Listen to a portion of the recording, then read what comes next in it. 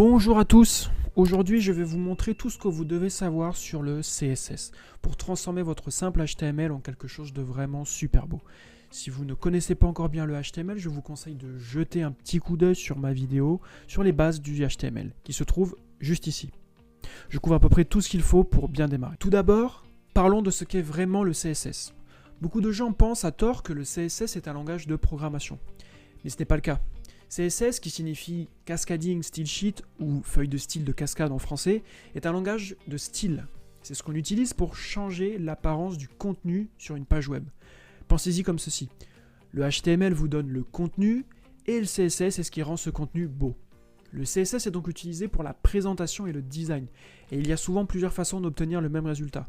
C'est pour ça que certaines personnes adorent le CSS, tandis que pour d'autres, c'est pas trop ça, ils le détestent.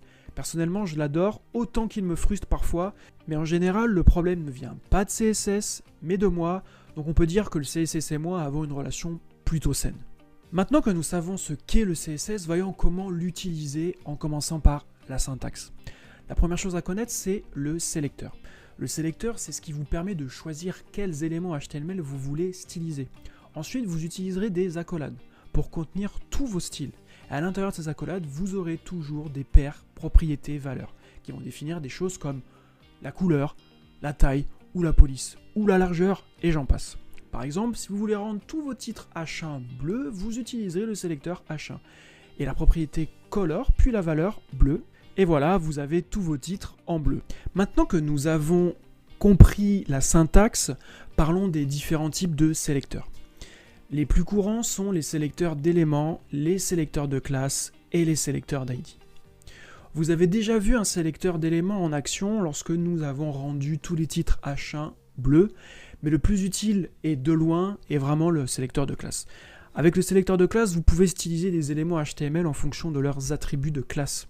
On se souvient que sur ma vidéo sur le HTML, nous avons parlé des attributs, que l'on pouvait ajouter à un élément HTML comme le href ici en exemple. Et bien si nous prenons maintenant un élément de type titre, on peut ajouter un attribut de classe et inscrire un nom de classe, comme par exemple ici Big Title, afin de pouvoir ensuite y appliquer du style. Mais pour ce faire, il faudra du coup mettre le nom de la classe avec un point devant, mais également un point virgule à la fin de votre paire propriété valeur, faute de quoi votre style ne sera tout simplement pas appliqué à la classe. Donc ces attributs de classe sont vraiment super pratiques pour créer des composants réutilisables.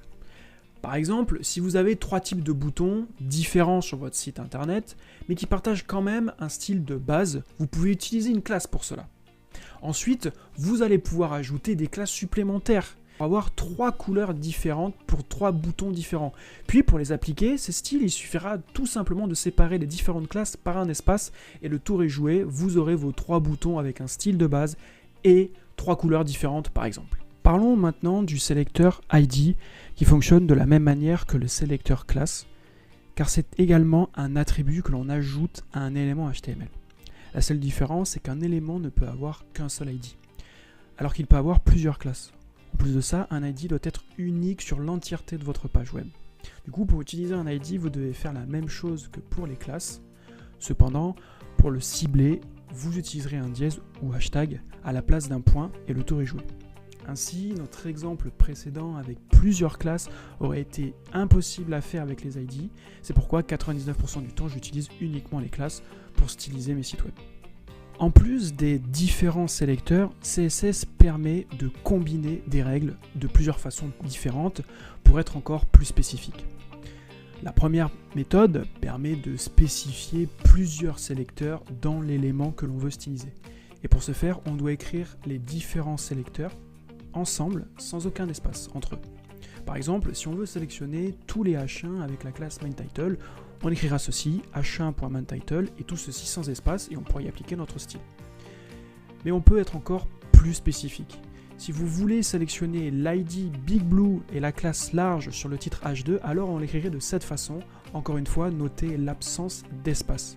On peut donc voir ici que tous les différents sélecteurs vus jusqu'à présent peuvent être combinés pour créer des règles générales ou plus spécifiques. Une autre façon de faire des combinaisons consiste à utiliser plusieurs sélecteurs et de spécifier un sélecteur parent et un sélecteur enfant. Pour cela, on fait la même chose que dans l'exemple précédent, mais cette fois-ci on rajoute un espace. Prenons un exemple qui sera beaucoup plus parlant. Si on veut venir styliser chaque balise P dans une div, on devra écrire ceci en CSS et cela sélectionnera tous les P dans la div. Quand bien même une balise a comme parent une balise span comme on le voit ici, sa dernière se trouve dans la div donc ce sera OK. Ce genre de combinaison peut être utilisé avec plusieurs sélecteurs différents comme on a pu le voir précédemment, afin d'être encore beaucoup plus spécifique. Si on veut maintenant styliser toutes les balises H1 avec la classe Blue qui sont dans une balise header avec la classe main header comme on le voit ici, il va falloir écrire ceci. CSS nous permet également de réutiliser et partager un même style sur plusieurs éléments. Prenons l'exemple d'une classe Big et d'une classe Large qui appliquent le même style. Eh bien, nous pouvons simplifier l'écriture de notre CSS en définissant un seul style sur ces deux éléments en les séparant par une virgule et le tour est joué. Enfin, la dernière combinaison est le sélecteur dit universel, permettant également de partager un style à travers plusieurs éléments, mais aussi carrément à l'entièreté de notre page web. Pour ce faire, on utilisera un astérix ou une étoile afin de définir un style pour tout le document. Ce sélecteur est généralement utilisé afin de remettre à zéro certaines propriétés de base mises en place par les navigateurs ou par CSS, ou bien encore pour définir la typographie générale de notre site, comme on peut le voir ici sur cet exemple avec la font size Roboto qui est appliquée à tout notre site. Avant de passer à la pratique, nous devons apprendre comment charger notre CSS dans nos sites web. Et pour ça, il y a 3 façons de faire. La première, et la pire de toutes, se nomme l'inline style. Cela s'écrit directement dans un élément HTML comme on peut le voir ici et ne nécessite du coup aucun sélecteur et se met directement via l'attribut style. On pourrait penser que c'est plus simple, mais c'est en réalité une très mauvaise idée car le HTML est fait pour le contenu et seulement le contenu, tandis que la présentation est réservée au CSS. De plus, cela nous empêche d'utiliser ce style ailleurs sur notre page web car ce style inline ne sera que pour l'élément qui le contient. Enfin, mixer du style dans du HTML peut alourdir votre page HTML et ralentir votre site. La deuxième option est d'utiliser la balise HTML style qui, comme son nom l'indique, permet d'appliquer du style à notre page. Mais même si c'est mieux que le style inline, cela reste quand même une mauvaise idée. Pour l'utiliser, vous devez définir la balise style dans la balise head sur votre fichier HTML et vous pouvez écrire du CSS exactement comme si vous étiez dans un fichier CSS. Le problème est similaire ici. La présentation est définie dans une page HTML et non un fichier CSS, et ce style ne sera applicable que dans le fichier HTML où il est déclaré, et ne sera donc pas réutilisable ailleurs. Enfin, la troisième option est incontestablement la meilleure, est de définir un fichier CSS séparément du HTML et de venir le lier à votre fichier HTML grâce à la balise link. Cela vous permet de créer plusieurs fichiers CSS et de venir les lier au fichier HTML de votre choix, renforçant ainsi l'organisation de votre site web, la réutilisation de style et améliore sa vitesse globale. Pour ce faire, vous devez définir une balise link dans la balise head qui va vous permettre de faire un lien entre votre fichier HTML et un autre fichier de votre choix. Ici, ce qui nous intéresse, c'est le fichier CSS. Et pour spécifier le type de lien qu'aura notre fichier CSS avec notre fichier HTML, nous utilisons l'attribut rel qui signifie en réalité relation. Et ici, nous définissons que c'est une relation de type stylesheet, comme les deux S de CSS bizarrement. Enfin, l'attribut href qu'on a déjà aperçu permet de spécifier l'emplacement du fichier que l'on veut lier, et ici c'est le fichier style.css. Utiliser un lien externe est de loin la meilleure façon de faire du CSS car cela sépare le contenu et la présentation et permet de réutiliser plusieurs styles sur notre site web. Maintenant que nous avons vu toute la partie théorique, nous allons pouvoir passer à la partie pratique. Du coup, on va pouvoir commencer par styliser notre page HTML. Donc ici j'ai une page HTML index.html, voici le résultat sur Chrome de ce dit HTML. Du coup, on peut commencer par ce qu'on a vu, c'est-à-dire que si on veut mettre le texte, apprendre le CSS en bleu, on va pouvoir faire un inline style. Donc pour ce faire, on utilise l'attribut style. On peut faire color bleu directement avec un point virgule. Et en sauvegardant, on voit que automatiquement le texte est passé en bleu. Sauf qu'on a vu que ce n'est pas la meilleure façon de faire. Il y a d'autres façons, mais on va toutes les couvrir pour vraiment vous montrer comment ça fonctionne. Donc on peut venir ici dans la balise head et pouvoir utiliser la balise style, et à l'intérieur on va pouvoir faire du CSS plus classique. Donc là par exemple on peut dire que notre H1, parce que là on veut styliser ce titre ici, on va pouvoir ouvrir les accolades et lui dire que cette fois c'est couleur rouge. On va enlever ça. Et automatiquement, c'est passé en rouge. Mais encore une fois, on a vu que ce n'est pas la bonne manière de faire. Il faut utiliser un fichier CSS externe. Donc pour ce faire, on va créer un fichier CSS ici. Donc on va venir ici sur le petit plus et on va créer un style.css. Ici, on va mettre un H1 et cette fois, on va faire couleur green. Sauvegarder. Et là, on voit qu'il ne se passe absolument rien parce que je n'ai pas encore lié ce fichier à mon fichier HTML. Donc, je vais venir ici mettre link rel pour la relation. Vu que c'était un style sheet. Et il faut que je mette le lien, l'emplacement plutôt de mon fichier, c'est style.css. Et je vais fermer ma balise link. Là, je sauvegarde. Et là, je vois qu'il ne se passe rien. Pourtant, j'ai bien lié mon fichier style.css. Et pourtant, c'est toujours en rouge. Pourquoi ça? Tout simplement parce que en CSS, ici, la valeur qui est prise en compte, c'est la dernière valeur. Et là, ici, la dernière valeur, c'est le style. C'est-à-dire qu'on a d'abord le style qui est ici avec le H1 en green. Et ensuite, ici, on a le red. Et du coup, CSS va prendre le truc le plus bas dans la hiérarchie. Ce qui fait que là, si j'enlève le style, vous allez voir que, bizarrement, ça va passer en vert.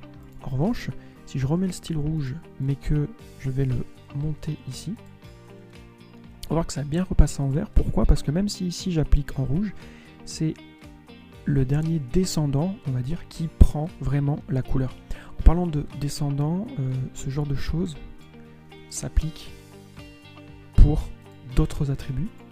Par exemple, si je mets une classe qui va s'appeler blue, et que je définis la couleur bleue, hop,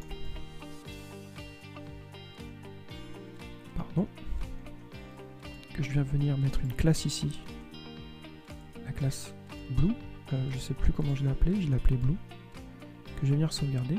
On va voir que là c'est apprendre le CSS qui est passé en bleu, alors que mon H1 ici je l'ai passé en vert. Donc on pourrait se dire, vu que c'est le dernier, je vais mettre ça comme ça. Là qu'est-ce qui se passe? C'est toujours en bleu. Pourquoi ça? Puisque il y a évidemment cette fameuse hiérarchie, c'est-à-dire que ici c'est le dernier, donc ce que je viens de dire était exact. Normalement je suis censé passer en vert. Le problème c'est que CSS met des règles bien précises sur qui est plus important que l'autre. Et ces règles sont très simples. Le plus important c'est l'ID, ensuite c'est la classe, et ensuite ce sont les éléments. Ce qui fait que ici, si par exemple je mets un ID et que je mets couleur rouge, ici on voit que, donc en termes de hiérarchie, lui est plus important, l'ID est plus important que la classe, qui est même plus important que l'élément. Ce qui fait que ici l'ID, même si je le mets tout en haut, c'est lui qui aura le monopole sur ce qui doit être appliqué. Je vais mettre ça en commentaire, histoire que ça ne pose pas de problème, que CSS ne soit pas content de ce qui se passe. Mais ici vous avez la hiérarchie. Du coup, si je viens appliquer cet ID ici, ID égale ID, que je sauvegarde, automatiquement ça va passer en rouge parce que j'ai stylisé en rouge l'ID et que l'ID est le plus important. Donc ce qu'il y a à retenir ici, ça va être l'importance de chaque chose. Donc là pour CSS, l'ID est plus important que la classe, est plus important que l'élément. Et la deuxième chose, ça va être l'ordre dans lequel vous allez définir vos règles CSS. Si là, j'enlève l'ID et le bleu, vous allez voir que forcément, je vais repasser en vert. En revanche, si soit en dessous ici, je vais mettre une nouvelle couleur, par exemple le rouge, on va voir que ça va passer au rouge parce que la dernière propriété que j'ai mise, c'est le rouge.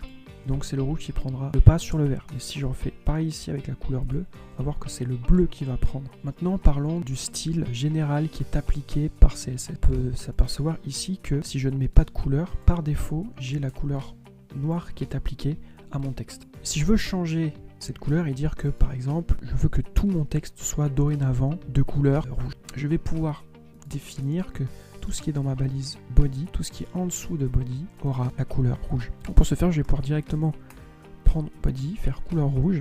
Et là, on va voir que tout ce qui va être dans body va passer en rouge. Sauf si je suis venu styliser quelque chose de bien précis comme le H1 de couleur bleue. Si j'enlève ceci et que tout passe en rouge parce que j'ai défini donc que tout ce qui est dans body sera de couleur rouge. Continuons maintenant sur un concept essentiel de CSS, le box model. Nous allons créer une div avec une classe de container.